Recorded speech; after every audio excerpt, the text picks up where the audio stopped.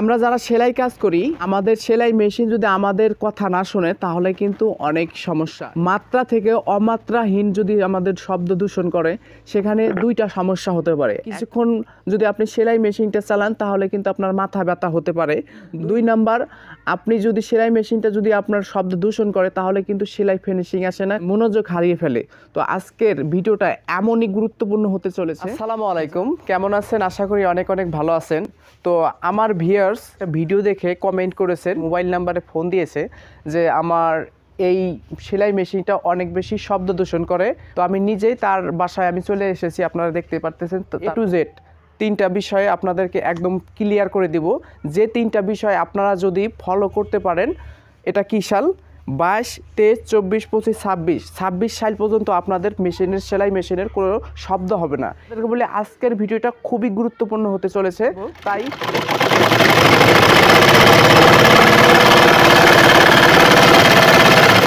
অতিরিক্ত মানে আমাদের কিন্তু সেলাই মেশিন নতুন যখন নেই, আমাদের শব্দ কিন্তু থাকে 50%।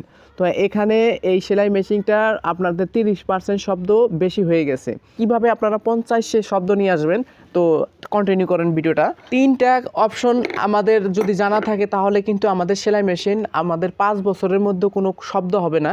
তো 3টার মধ্যে আমি আপনাদের একটা করে দিব, একটা করে আমি বলবো। তো প্রথমে 1 নাম্বার শুরু করি, যে এই শব্দটা কেন, মেইন শব্দ কোন জায়গা থেকে আমাদের সেলাই মেশিনের আসে। তো প্রথমে আপনারা মেশিনটা আমি এইভাবে উল্টিয়ে নিব। উল্টিয়ে নেওয়ার পরে দেখুন, মোস্ট ইম্পর্টেন্ট এই বিষয়টা দেখতে থাকুন, ফলো করুন। যে আপনাদের এই সেলাই মেশিনের এখানে 1টা 2টা 3টা রডের মতো একটা যন্ত্র, এই 3টা যন্ত্র।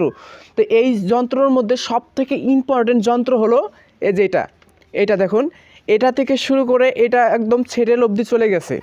আমি যখন এইভাবে ঘুরাবো, চাকাটা যখন ঘুরে, তখন দেখুন এটা কিন্তু অতিরিক্ত বেশি ঘুরতেছে। এটাই কিন্তু মূলত শব্দ দূষণের কারণ।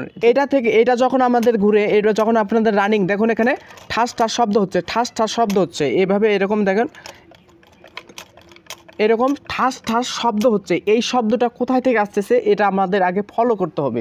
আমি এটা খুলে নিচ্ছি। এ দেখুন, এখানে একটা মানে ঝনঝন করে বাজতেছে। এটা কোন জায়গায় বাজতেছে এটা আপনাদেরকে আগে দেখতে হবে এবং চেক করতে হবে। দেখুন এই জায়গায় দেখুন, এটা একদম ঢিলা হয়ে আছে। এখান থেকে কিন্তু আপনাদের শব্দ দূষণ আপনাদের 20% নিয়ে আসতেছে। আপনারা যখনই মেশিন সেলাইটা দিবেন তখন দেখেন এটা একদম লুজ হয়ে আছে। তো এটা লুজ কিভাবে হয়? আসলে আমাদের যখন আপনার একটা রানিং মেশিন যখন আমরা চালাই, তখন কিন্তু অটোমেটিকভাবে আপনাদের এটা লুজ হতেই পারে। কারণ যখন আপনাদের লুজ হবে, আমাদের কিন্তু এটা ফলো করি না। আমরা নাট দেখতে পারতেছি, এই দেখেন এই নাটটা কিন্তু অতিরিক্ত বেশি ঢিলা হয়ে গেছে। এটা ঢিলা হওয়ার কারণে এটা কিন্তু আমাদের দেখুন এভাবে ঝনঝন করে। যখন আমাদের সেলাইটা এভাবে যখন আমাদের সেলাই হবে, এখানে কিন্তু আমাদের ঝনঝন করে। এই ঝনঝনের কারণে এখানে যে সেটেল আছে, এই সেটেলটা দেখুন অতিরিক্ত লুজ হয়ে গেছে। তো এই বিষয়গুলো আমাদেরকে কিভাবে আমরা সেটিং করব, দেখুন এখানে যে নাটটা আছে, এই ড্রাইভার দিয়ে কিন্তু আবার টাইট করা যায়। এখানে টাইট করা যায়। শুধু কিভাবে করবেন দেখুন, এইভাবে যখন আমরা টাইট করব তখন কিন্তু আমাদের এভাবে চেক করতে হবে যে আসলে এটা কতটুকু টাইট, পরিমাণ কতটুকু না আর একটু দরকার। তো আমাদের এভাবে চেক করতে হবে। অতিরিক্ত বেশি টাইট দেওয়া যাবে না। যখন অতিরিক্ত বেশি টাইট দিবেন তাহলে কিন্তু মেশিনটা কিন্তু জাম হয়ে যাবে। তো আমাদেরকে এইভাবে চেক করে আমাদের এটাকে এই স্ক্রু ড্রাইভার দিয়ে, এখানে কিন্তু কোনো রকমের স্যালারিজ বা কোনো ডাল দিয়ে এটা হবে না, টাইট হবে না। প্রথমে আমাদের এইভাবে আগে দেখতে হবে যে এটা ঠিকঠাক আছে কি না। এটা যখন আমরা ঠিকঠাক করব তখন কিন্তু এই পাশে যে নাটটা দেখতেছি, এখন কিন্তু আমাদের নাটটা টাইট দেবো, কারণ এটা আমাদের হয়ে গেছে। অতিরিক্ত বেশি টাইট দেওয়া যাবে না। যখন মানে সিস্টেম করে আমাদের টাইট করে দিতে হবে। তো আমরা তখন স্যালারিজটা ব্যবহার করব। তো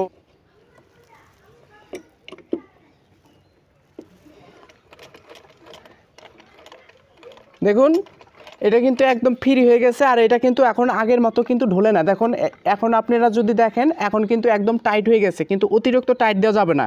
আপনারা টাইট কোনটা দিবেন, এই যে নাটটা আপনারা দেখতে পাচ্ছেন, এই নাটটা টাইট দিবেন, কিন্তু ভিতরেরটা যেটা আছে এটা কিন্তু পজিশন যেটা রাখা দরকার সেটা আপনারা রাখার পরে এইটা আপনারা টাইট দিবেন। এখন এটা তো গেল। এখন আরও আপনাদেরকে আরেকটা জিনিস আপনাদেরকে অবশ্যই ফলো রাখতে হবে, এই যে এটাকে সেটেল বলা হয়। তো এটা আমরা এভাবে খুলে নিব। কিভাবে খুলে কম বেশি সবাই জানে যে এভাবে সেটেলটা আছে। তো এই সেটেলের এখানেও কিন্তু আপনাদের শব্দ দূষণ হওয়ার কারণ কোনটা, এই সেটেলটা যখন আমাদের সেলাই মেশিনের অনেক বেশি বয়স হয়ে যাবে তখন কিন্তু অটোমেটিকভাবে দেখবেন যে এটা ক্ষয় হয়। এই সেটেলের এই পার্টসগুলো অনেক বেশি ক্ষয় হয়ে যায়। ক্ষয় হওয়ার পরে ঢিলা হয়ে যায়, মানে আপনাদের যতটুকু পজিশন দরকার সেই পজিশনে আর পরবর্তীতে যখন আপনারা এইভাবে সেটিং করবেন তখন কিন্তু দেখবেন যে এটা বেশি মানে ঢুলাঢুলি করে। এই ঢুলাঢুলি করার কারণে কিন্তু আপনাদের এই পার্টসটা আপনাদের অনেক বেশি ঢিলা হয়ে যায়। এর জন্য আপনাদের যখন আপনারা এভাবে যখন চালাবেন তখন কিন্তু এখানে বেশি ঝনঝন শব্দ সৃষ্টি হয়। এর জন্য আপনাদের সেলাই মেশিনের শব্দ দূষণ হওয়ার কারণ। এখন প্রশ্ন থেকেই যায় যে আমাদের তো নতুন মেশিন, তাহলে আমাদের সেলাই মেশিনের শব্দ কেন হয়? তো এক্স্যাক্টলি আজকের এই বিষয়টাই আপনাদের অনেক বেশি গুরুত্বপূর্ণ বিষয় হলো যে নতুন মেশিনের শব্দ দূষণ হওয়ার কারণ 3টা কারণ। এই 3টা কারণে আপনাদের পুরাতন এবং কিংবা নতুনদেরও এই সমস্যা হয়। তো আমি এটা সেটিং করে নিব।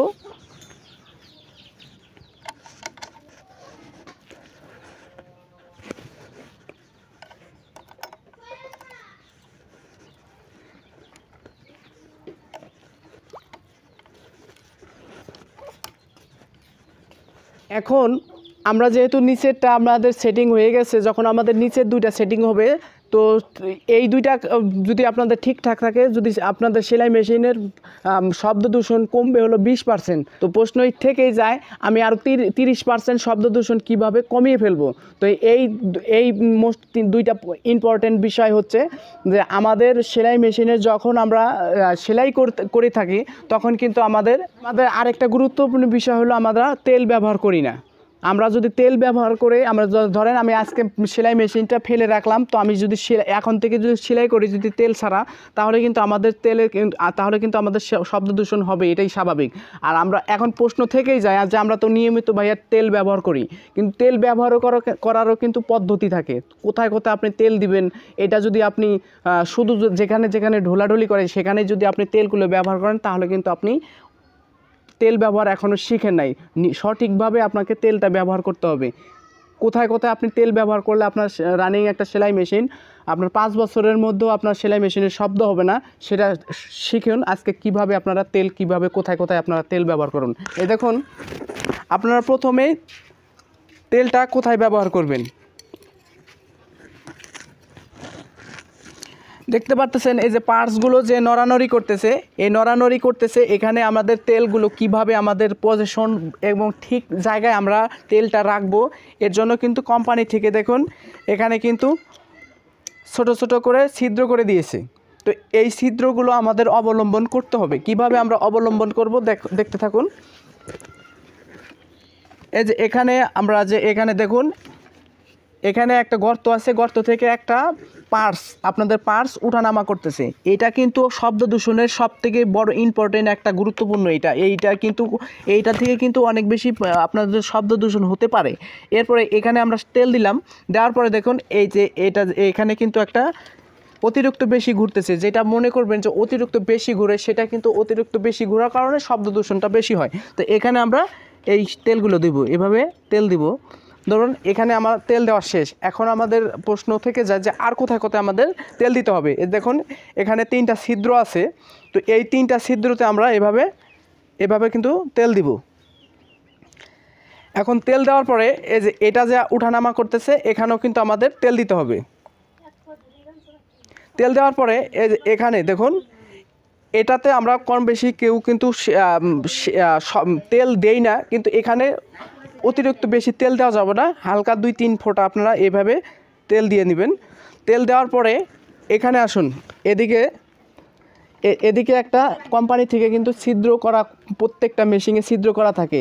এখানে কিন্তু আপনাদের অনেক শব্দ দূষণ করে এই জায়গাটা যদি আপনি ফ্রি না করতে পারেন তাহলে কিন্তু সেলাই মেশিনের 2টা সমস্যা হয়। এখানে যদি আপনি তেল না দেন, এক মেশিন জাম হয়ে যায়, 2 নম্বর আপনার সেলাই মেশিন এই তেল না দেওয়ার কারণে 5% শব্দ দূষণ বেশি করে। তো এখানে আমাদের তেল দিতে হবে। তেল দেওয়ার পরে এখন আপনাদেরকে এটা এভাবে উল্টিয়ে নিতে হবে। উল্টিয়ে নেওয়ার পরে এখন আপনাকে দেখতে হবে, চেক করতে হবে যে কোথায় কোথায় আমাদের এই পার্টসগুলো বেশি রানিং চলছে এবং কি কোথায় কোথায় আমাদের তেলটা দিতে হবে। তো এখানে শুধু তেল দিলেই হবে না, আপনারা যখন উপরে যখন আপনারা তেল দিলেন তখন কিন্তু মুছে তো নেবেন ঠিকই, কিন্তু যখন আপনাদের এখানে ধুলা ময়লা যখন আপনাদের এখানে থাকবে তখন কিন্তু ধুলাময়লা অবস্থায় আপনাদের এই তেলটা দিলে কিন্তু আপনাদের সেলাই মেশিনটা কিন্তু অনেক ক্ষতি হতে পারে। কেন ক্ষতি হতে পারে? যখন আপনাদের ধুলা অবস্থায় আপনাদের সেলাই মেশিনের যদি তেল দেন তাহলে কিন্তু সেই তেলটা এবং ধুলাতে দুইটা অ্যাডজাস্ট করে আপনাদের এই পার্টসগুলো অনেক বেশি জং বা মরিচা ধরতে পারে। মরিচা ধরার কারণে আপনার প্রতিটা পার্টস আপনাদের ক্ষয়রোধ হতে পারে। এই ক্ষয়রোধের কারণে আপনাদের সেলাই মেশিন কিন্তু অটোমেটিকভাবে আপনার দুর্বল হয়ে যেতে পারে। তো দুর্বল যখন হবে তখন সেলাই সমস্যা, সেলাই নানান রোগ হবে। তাই আপনারা বিষয়টা প্রত্যেকটা পার্টসগুলো আগে আপনারা ভালোভাবে ন্যাকড়া দিয়ে এইভাবে আমরা প্রত্যেকটা পার্টস আগে আমরা পরিষ্কার করব। পরিষ্কার করার পরে আমাদেরকে তেল দিতে হবে। কোথায় কোথায় তেল দেবো? এই যে এই পার্টসগুলো আমাদেরকে তেল দিতে হবে।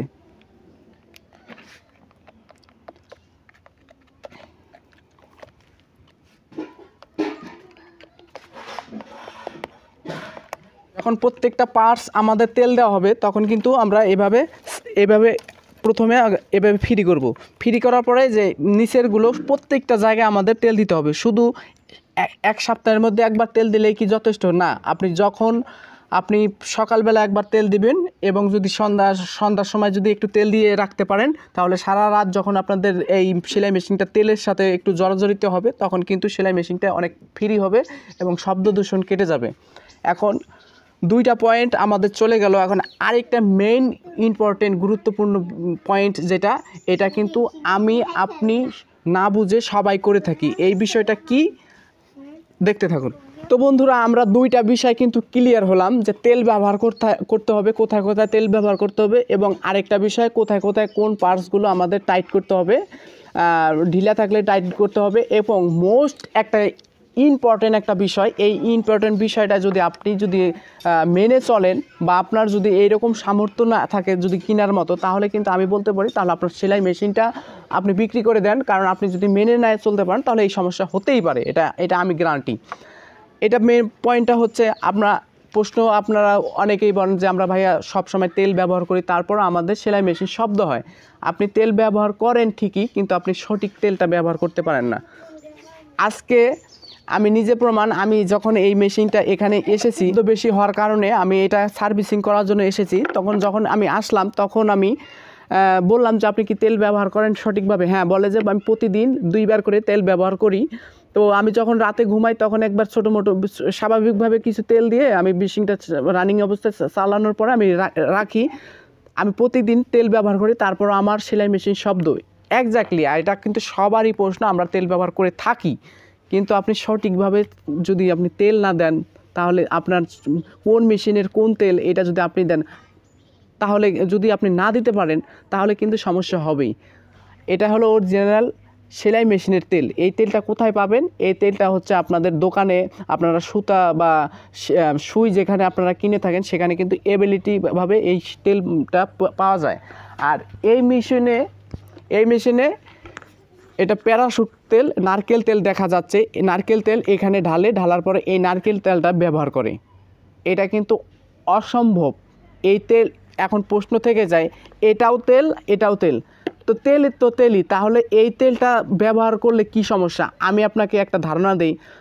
তেল তো তেলই। আপনার মাথায় আপনি যখন তেল দিবেন তখন আপনাদের প্যারাশুট তেল লাগে, তখন সয়াবিন তেল মাথায় দিলেই তো ভালো হয়। যদি আপনি সয়াবিন তেল যদি মাথায় ইউজ না করেন, তেল তো তেলই, তাহলে সয়াবিন তেল মাথায় ইউজ করেন, সমস্যা কি? সেখানে যদি আপনার প্যারাশুট তেল লাগে তাহলে এটার ক্ষেত্রেও এখানেও কিন্তু আপনাদের প্যারাশুট তেল দেওয়া চলবে না। এখানে কিন্তু আপনাদের অবশ্যই এই তেলটা ব্যবহার করতে হবে। এখন এই তেলটা ব্যবহার করলে আপনাদের কি সমস্যা হয় আমি আপনাদেরকে বলি। এই তেল যখন আপনারা নারকেল তেল ব্যবহার করবেন তখন আপনাদের এই তেলটা যখন আপনাদের মেশিনটা ঠান্ডা হয় তখন কিন্তু জমাট বেঁধে যায়। তো জমাট বেঁধে যাওয়ার কারণে তেলগুলো আপনার যেখানে যেখানে ভরে থাকবে সব পার্টসপাতি নীল হয়ে যাবে। আপনি আপনার সেলাই মেশিনটা চেক করেন, যদি এই বিষয়টা আমার সাথে না মিলে তাহলে আমি আপনাদেরকে কথা দিচ্ছি আপনার ফেস আপনাদের সামনে আর কখনো তুলে ধরবো না। আপনারা যারা নারকেল তেল ব্যবহার করেন তাদের দেখুন প্রত্যেকটা পার্টস নীল হয়ে গেছে। আর এবং কি এমন একটা আয়রনযুক্ত জমাট হয়ে গেছে যা আপনি নিজে দেখলেই বুঝতে পারবেন। আর আমরা যারা সঠিক তেলটা ব্যবহার করি আমাদের সেলাই মেশিনটা যেমন তেমনই আছে। হ্যাঁ, একটু পুরাতন হতে পারে কিন্তু পার্টসপাতি ঠিকই আছে। যারা নারকেল তেল ব্যবহার করে তাদের কিন্তু পার্টসগুলো নীল হয়ে গেছে। অবশ্যই নারকেল তেল ব্যবহার করা যাবে না। যখন আপনাদের এই নারকেল তেল ব্যবহার করেন তখন কিন্তু অটোমেটিকভাবে আপনাদের 1 সপ্তাহের ভেতরে যখন আপনাদের পার্টসগুলো নীল হয়ে যাবে তখন কিন্তু অটোমেটিকভাবে শব্দ দূষণ করবে, স্বাভাবিক। তো বন্ধুরা, এই 3টা বিষয় যদি আপনার সেলাই মেশিনটা যদি সঠিকভাবে সঠিক নিয়মে আমি যেভাবে A to Z বুঝিয়ে দিয়েছি এই বিষয়টা যদি আপনারা ক্লিয়ার করেন, আমি 5 বছরের মধ্যে কোনো সেলাই মেশিন যদি শব্দ দূষণ করে তাহলে আমি আমার ফোন নাম্বার দেওয়া থাকবে, সেখান থেকে আপনারা প্রয়োজনে আমি আপনাদের সেলাই মেশিনটা কিনে দিব। তারপরও আমি আপনাদেরকে কথা দিচ্ছি যে আপনাদের এই 3টা বিষয় যদি আপনারা ফলো করতে পারেন এবং কি নিয়মিত কন্টিনিউ করতে পারেন তাহলে আপনাদের 5 বছরের মধ্যে সেলাই মেশিন কোনো শব্দ দূষণ করবে না। তো আজকের ভিডিওটা কেমন লাগছে অবশ্যই মতামত জানাবেন। আর যদি কিছু সেলাই মেশিন এবং কি দর্জি কাটিং বা সেলাই নিয়ে যদি আপনার সমস্যা থাকে তাহলে আমার অবশ্যই চ্যানেলটা সাবস্ক্রাইব করতে ভুলবেন না, সাথে থাকা নোটিফিকেশনটা অন করে দিবেন, কেননা নতুন এবং সুন্দর ভিডিও আপলোড করে থাকি। তো ভালো থাকবেন, সুস্থ থাকবেন, দেখা হবে পরবর্তী কোনো ভিডিও নিয়ে।